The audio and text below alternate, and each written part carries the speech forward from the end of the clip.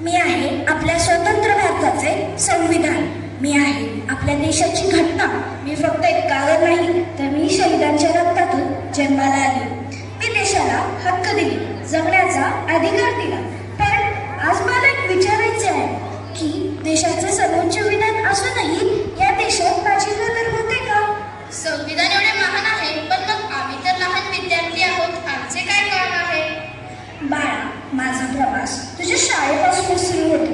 तू शाळेत वेळेवर येतेस, वेळेवर तासाला बसतेस, वेगवेगळे विषय शिकतेस. हे सगळे नियम तू पाळतेसच ना. हे नियम म्हणजे तुझ्या शाळेचे संविधान. आज तू नियम पाळतेस, उद्या तू देश वाचवतेस. मला सांगा, घर सोडल्यानंतर तुम्ही या शाळेत येता, म्हणजेच आई वडिलांनंतर शिक्षकच तुमचं भविष्य घडवतात ना. मग त्यासाठी आम्ही कधी तुमच्यावर रागवतो, आम्ही तुम्हाला अनुशासन लावतो, पण तेही तुमच्या भल्यासाठी, हितासाठीच ना. मुलांनो, शाळेची शिस्त म्हणजे तुमच्यासाठी शिक्षा नाही, तर ती तुमच्या आयुष्याची दिशा आहे, तुमच्या यशस्वीतेची गुरुकिल्ली आहे, तुमच्या व्यक्तिमत्वाची नवसंजीवनी आहे. संविधान आम्हाला शिक्षणाचा हक्क देते. हो, आणि शाळा तुम्हाला शिकण्याची संधी, समान वागणूक आणि आपले विचार मांडण्याचा हक्क देते. मग आम्हाला फक्त हक्क आहेत का? नाही बाळा, हक्कांसोबत कर्तव्यही तितकीच महत्वाची आहे. वेळेवर येणे, शिस्त पाळणे, शाळेची मालमत्ता जपणे ही तुमची कर्तव्य आहेत. देशात लोकशाही आहे, शाळेतही मॉनिटर, कॅप्टन निवडले जातात.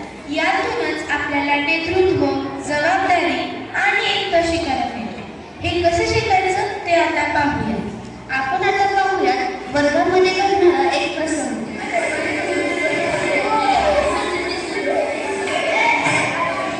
अरे याकडे उशीर येणार आहे, चला ठिकाणा आणूया. कोणाचा ऐकायचं नाही. अरे खाली उतर, हे काय चाललंय? शाळेचे काही नियम आहेत की नाही? कसले नियम? शाळा आपली आहे, आपण काहीही करू शकतो. काय रे मुलांनो, काय गोंधळ चाललाय? जरा तरी शिस्त आहे का नाही? मॅडम, शिस्त पाळून काय होतं? शेवटी शाळाच तर आहे ना. थोडा गोंधळ घातला तर कुठे बिघडलं? मॅडम, समीर म्हणतोय की शाळेत नियमांची गरज नाही, आपण हवं तसं वागू शकतो. अरे समीर, तुला माहित आहे का, शाळा म्हणजे देशाचं एक छोटं रूप असतं. जशी आपली शाळा चालते तसाच आपला देश चालतो. म्हणजे कसं मॅडम? समजा शाळेत वेळापत्रक नसेल तर काय होईल? मग तर मोठा गोंधळ होईल. गणिताच्या तासाला कोणी गाणी म्हणेल, तर कोणी मधल्या सुट्टीतच खेळायला पळेल. अगदी बरोबर. जसे शाळा सुरळीत चालण्यासाठी शालेय नियमावली असते, तसेच देशाला चालवण्यासाठी एक महत्वाचा ग्रंथ असतो, त्याला आपण संविधान म्हणतो. अरे, शाळा म्हणजे चार भिंती नसतात रे. शाळा म्हणजे एक छोटा देश असतो, देश. शाळा आणि देश ते कसं काय मॅडम? आज आपण याच विषयावर बोलूया. सांगा बरं, आपल्या देशाला चालवण्यासाठी कशाची गरज असते? कायद्याची आणि संविधानाची. अगदी बरोबर. मग विचार करा, जर आपल्या शाळेत नियम नसते तर काय झाले असते?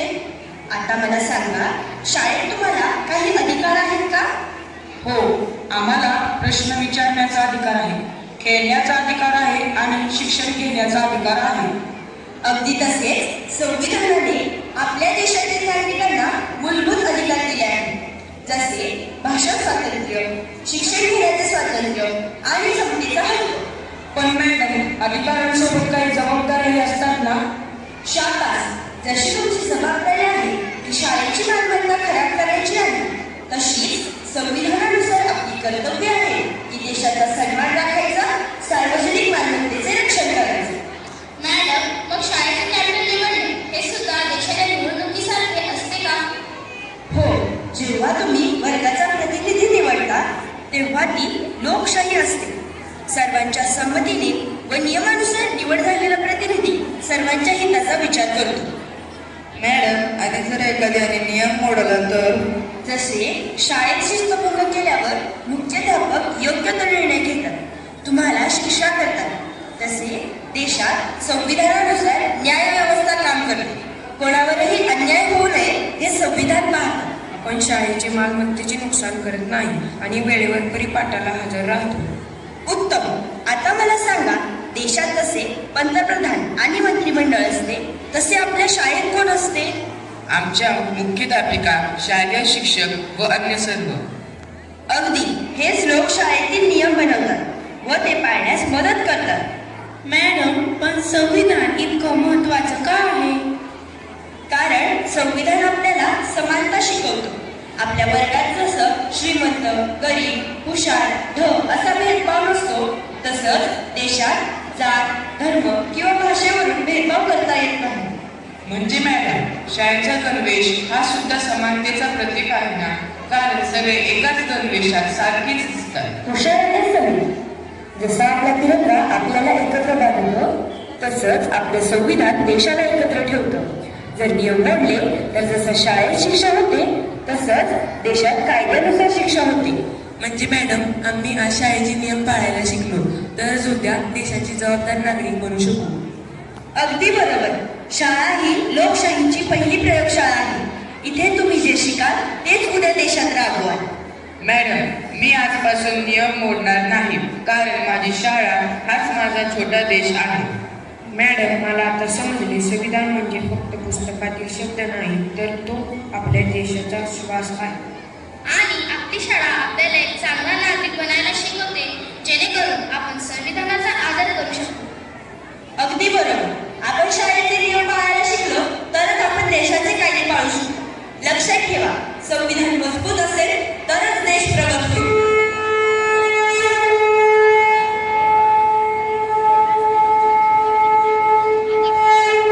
माझ्या लेकरांनो, ही शाळा म्हणजे माझं पाळणाघर आहे. ही माणूस घडवणारी, राष्ट्र निर्माण करणारी जणू प्रयोगशाळाच आहे.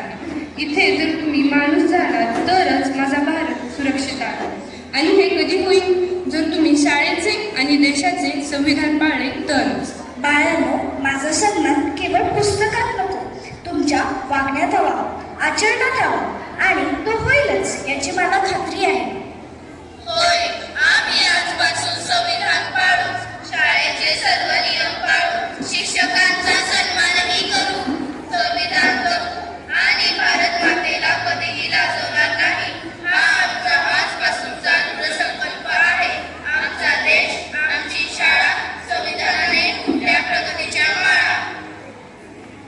आज ही शाळा फक्त इमारत राहिली नाही, तर ती भारताचं भविष्य बनली आहे.